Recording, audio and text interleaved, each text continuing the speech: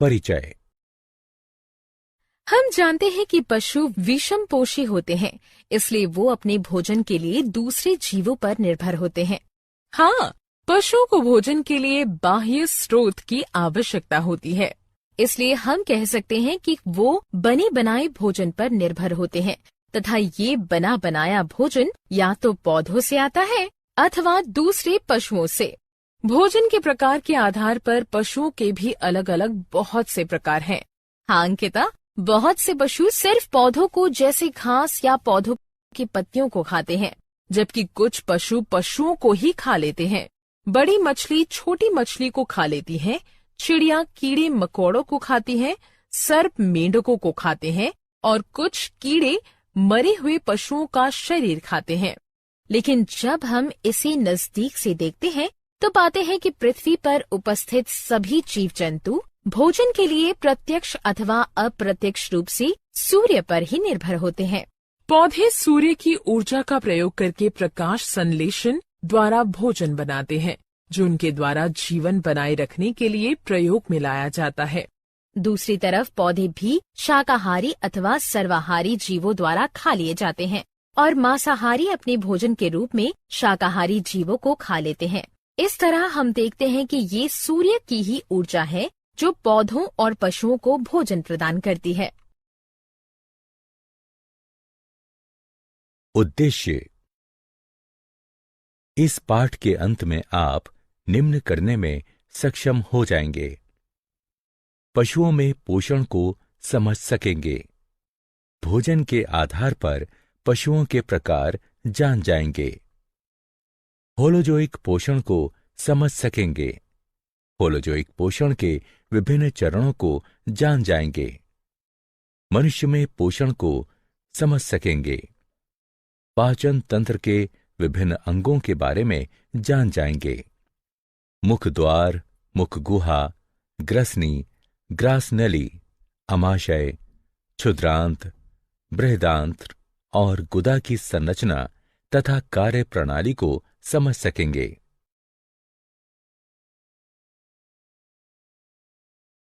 विभिन्न पाचन ग्रंथियों का पता लगाइए। लालारस अथवा लार ग्रंथियों और जठर ग्रंथियों की संरचना और कार्यप्रणाली को समझें।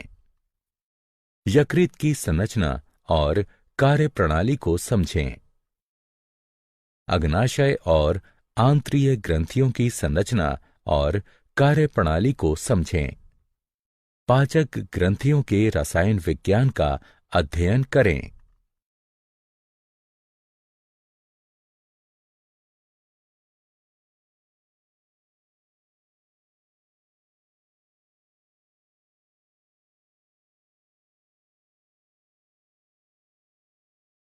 पशुओं के प्रकार। भोजन के आधार पर सभी पशुओं को 3 समूहों में विभाजित किया जा सकता है: शाकाहारी, मांसाहारी, सर्वाहारी। जैसा कि हम पहले ही चर्चा कर चुके हैं, वो पशु जो सिर्फ पौधों को खाते हैं शाकाहारी कहलाते हैं। वे घास, पत्तियां, अनाज, फल या वृक्ष की छाल खा सकते हैं। उदाहरण: बकरी, गाय, भैंस, भेड़, हिरन, ऊंट, गधा, बैल, हाथी, बंदर, गिलहरी, खरगोश, टिड्ढा और दरियाई घोड़ा। ठीक उसी तरह वो पशु जो सिर्फ दूसरे जीवों को खाते हैं मांसाहारी कहलाते हैं, जैसे शेर, चीता, मेढक, गिद्ध, किंगफिशर, छिपकली, भेड़िया, सर्प और बाज। इनके अलावा वो पशु जो पौधों और पशुओं दोनों को खाते हैं सर्वाहारी कहलाते हैं। उदाहरण: मनुष्य, कुत्ता, कौवा, गौरैया, भालू, मैना और चींटी।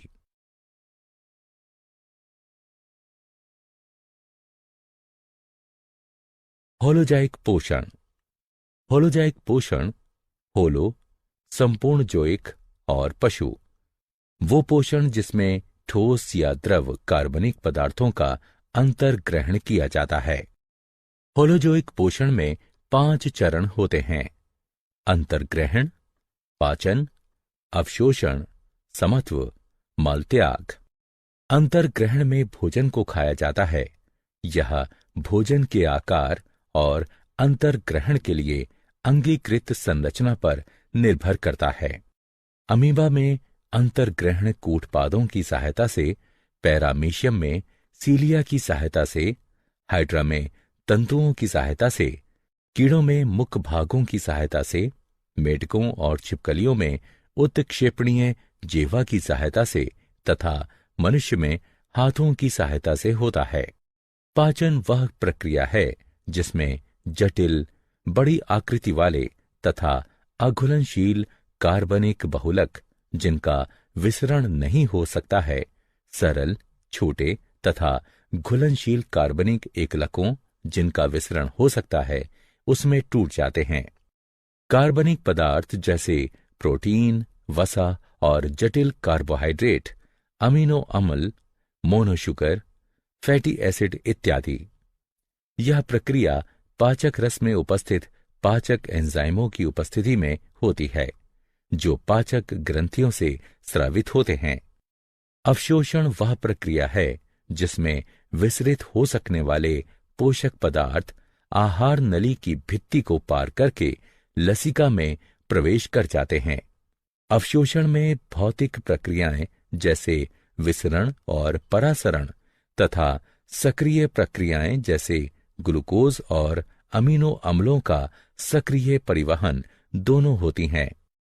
समत्व एक उपचयी प्रक्रिया है जिसमें साधारण पोषक पदार्थ उपापचयी प्रक्रिया से गुजरकर पुनः प्रोटीन, पॉलीसैकेराइड और वसा जैसे जटिल और बड़े जैव अणुओं का निर्माण करते हैं।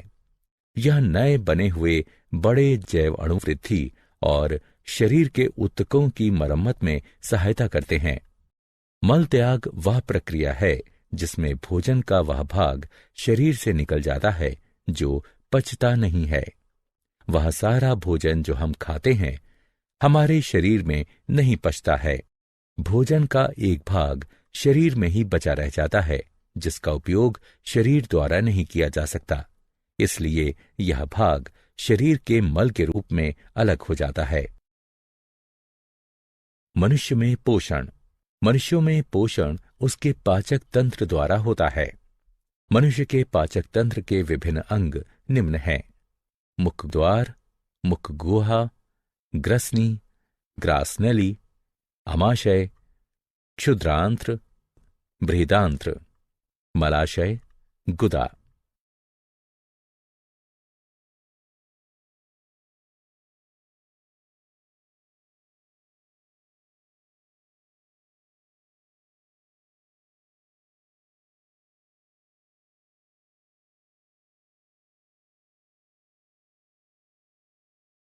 मुख द्वार। मुख द्वार एक अनुप्रस्थ छिद्र होता है जो चलनशील ओष्ठों से घिरा होता है। इसका मुख्य कार्य अंतर्ग्रहण है।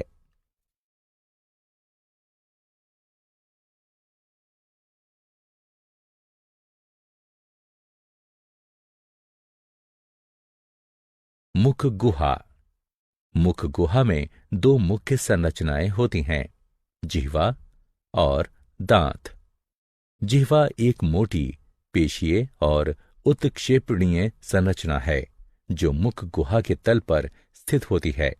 जिह्वा पर स्वाद कलिकाएं होती हैं जो भोजन का स्वाद लेने में, भोजन और लाला रस को मिलाने में तथा भोजन को निगलने में सहायता करती हैं।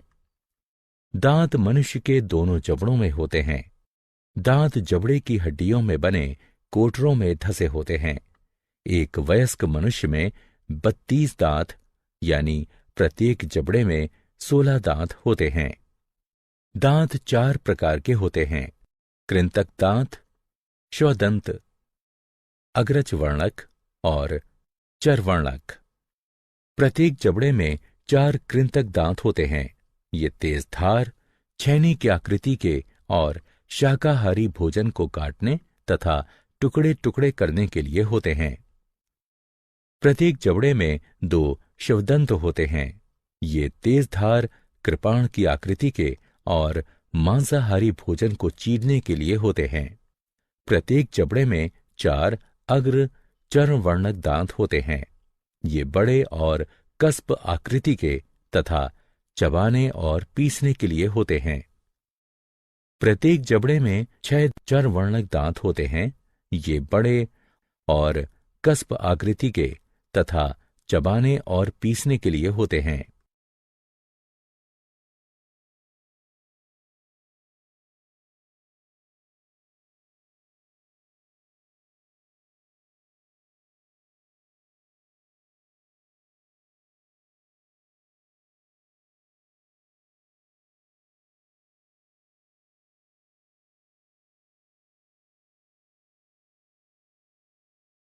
ग्रसनी।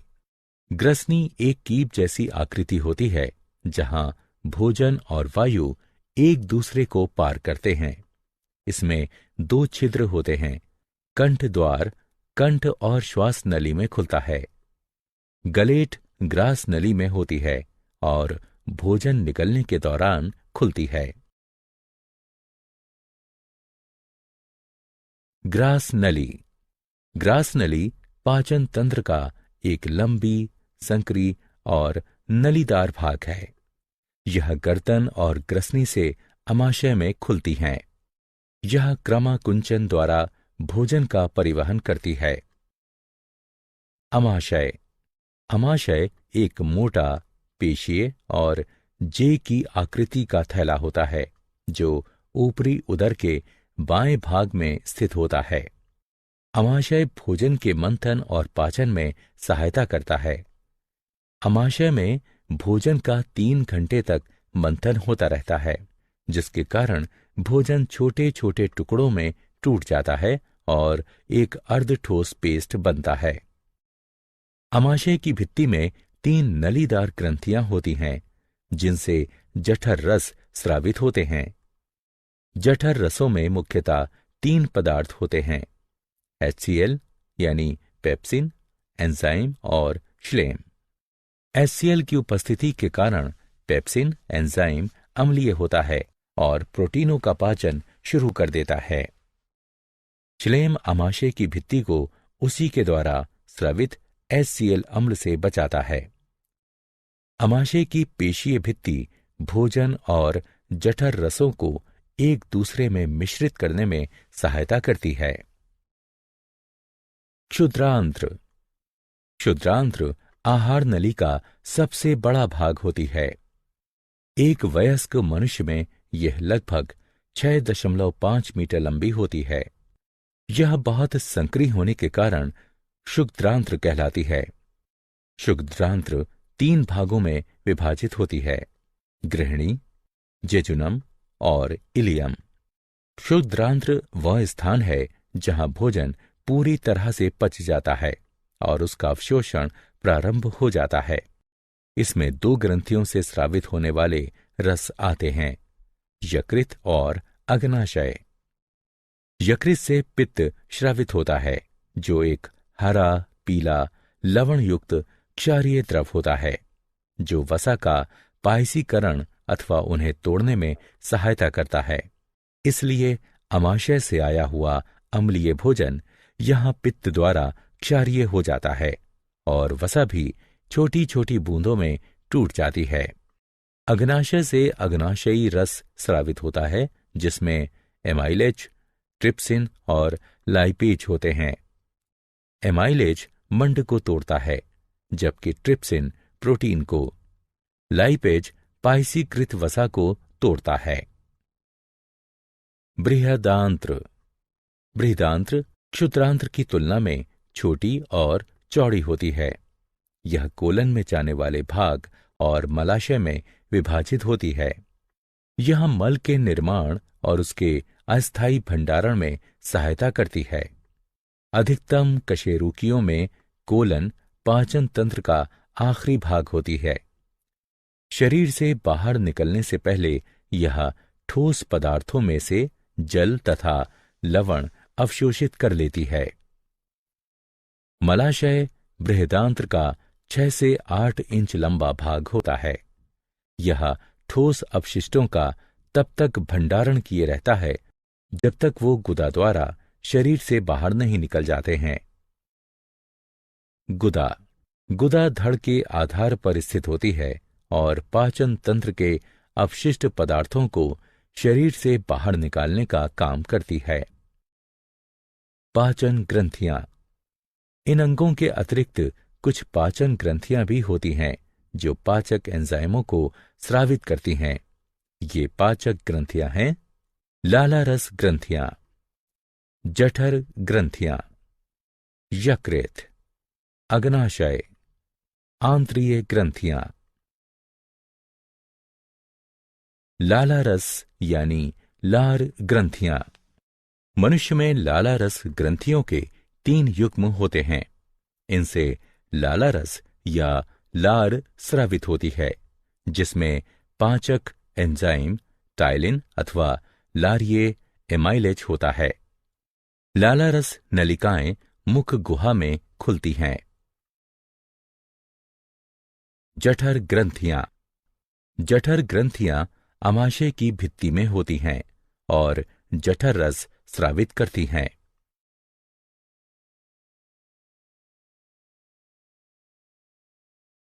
यकृत।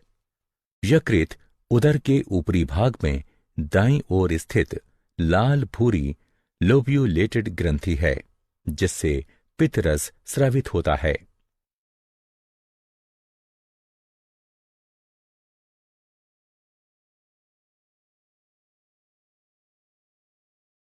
अग्नाशय। अग्नाशय आमाशय के ठीक पीछे स्थित पीले रंग की ग्रंथि है, जिससे अग्नाशयी रस स्रावित होता है।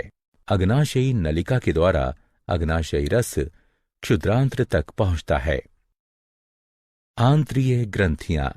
आंत्रीय ग्रंथियां क्षुद्रांत्र की भित्ति में स्थित होती हैं और इनसे आंत्रीय रस स्रावित होता है, जिसे सक्कस एंटेरिकस भी कहते हैं। मनुष्य के पाचन तंत्र में कार्य करने वाले एंजाइम। लालारस में लारिये एमाइलेज होता है, जो मंड को शर्करा में तोड़ देता है। HCl की उपस्थिति में पेप्सिन प्रोटीन का पाचन करता है। पेप्सिन अम्लीय माध्यम में ही सक्रिय हो पाता है। यकृत यानी पित्ताशय का पित्त वसा का पाचन करके उसे फैटी एसिड में तोड़ देता है। यह भोजन को क्षारीय माध्यम में परिवर्तित कर देता है। एमाइलेज मंड को पचाता है। अग्नाशय से ट्रिप्सिन प्रोटीन को पचाता है। अग्नाशय से लाइपेज पाइसीकृत वसा को तोड़ता है। अग्नाशय से दांतों का क्षय। दांतों के क्षय के कारण दंतवल्क और दंत धातु धीरे धीरे मुलायम हो जाते हैं। जब जीवाणु शर्करा को पचाकर अम्ल का उत्पादन करते हैं तो वो अम्ल दंतवल्क के लवण को नष्ट कर देता है और दांतों का क्षय प्रारंभ हो जाता है। भोजन कणों के साथ साथ बहुत से जीवाणु भी दांतों की सतह पर चिपक जाते हैं और दांतों पर मैल के रूप में जम जाते हैं, जिसे प्लाक कहते हैं। लार अम्ल को प्रभावहीन करने के लिए दांतों की सतह तक नहीं पहुंच सकती, क्योंकि दांत प्लाक से घिरा होता है। भोजन के बाद ठीक से दांत साफ करने से जीवाणुओं द्वारा अम्ल का उत्पादन शुरू करने से पहले ही प्लाक हट जाता है। यदि उपचार नहीं किया जाता है तो ये अति सूक्ष्म जीवाणु मसूड़ों को संक्रमित कर सकते हैं तथा सूजन पैदा कर सकते हैं। क्या आप जानते हैं, मनुष्य में वर्मीफोर्म, अपेंडिक्स, क्षुद्रांत्र और वृहदांत्र के जोड़ पर स्थित एक अवशेषी नलिका है। वर्मीफोर्म अपेंडिक्स की लंबाई का बढ़ना और उसका सूजना अपेंडिसाइटिस कहलाता है। जठरीय पाचन में लगने वाला समय भोजन की प्रकृति पर निर्भर करता है। कार्बोहाइड्रेट के पाचन के लिए यह 1 से 2 घंटे का होता है, जबकि वसा के पाचन के लिए 5 से 6 घंटे का होता है। सारांश। आइए हमने जो कुछ सीखा है उसे संक्षेप में दोहराएं। विषमपोषी जीव अपना भोजन स्वयं नहीं बना सकते और अपने भोजन के लिए दूसरे जीवों पर निर्भर रहते हैं। पोषण में भोजन का प्रयोग होता है और इसमें अंतर्ग्रहण, पाचन, अवशोषण, समत्व और मल त्याग जैसे चरण होते हैं। अमीबा सर्वाहारी और होलोजोइक है। अमीबा भोजन का अंतर्ग्रहण कूटपादों की सहायता से भोजन को घेर कर करता है। अमीबा में पाचन अंतःकोशिकीय तथा खाद्य रिक्तिका के अंदर होता है। मनुष्य की आहार नली मुख गुहा, ग्रसनी, ग्रास नली, क्षुद्रांत्र, वृहदांत्र और गुदा से बनी होती है। मनुष्य के दांत हेट्रोडोंट होते हैं। भोजन आहार नली में क्रमाकुंचन गति द्वारा नीचे उतरता है। मनुष्य की पाचन ग्रंथियों में 3 युग्म लाला रस ग्रंथियां, जठर ग्रंथियां, यकृत, अग्नाशय और आंत्रीय ग्रंथियां होती हैं। पाचन ग्रंथियों से पाचक रस स्रावित होते हैं, जिसमें पाचक एंजाइम होते हैं। कार्बोहाइड्रेट का पाचन मुख गुहा में ही प्रारंभ हो जाता है, जबकि प्रोटीन और वसा का पाचन अमाशय में प्रारंभ होता है। पाचन क्षुद्रांत्र में पूरा हो जाता है। क्षुद्रांत्र में ही भोजन का अवशोषण भी होता है। दांतों का क्षय स्ट्रेप्टोकोकस म्यूटेंस जीवाणु द्वारा होता है, जो शर्करा युक्त भोजन में किण्वन करता है और कार्बनिक अम्लों का उत्पादन करता है।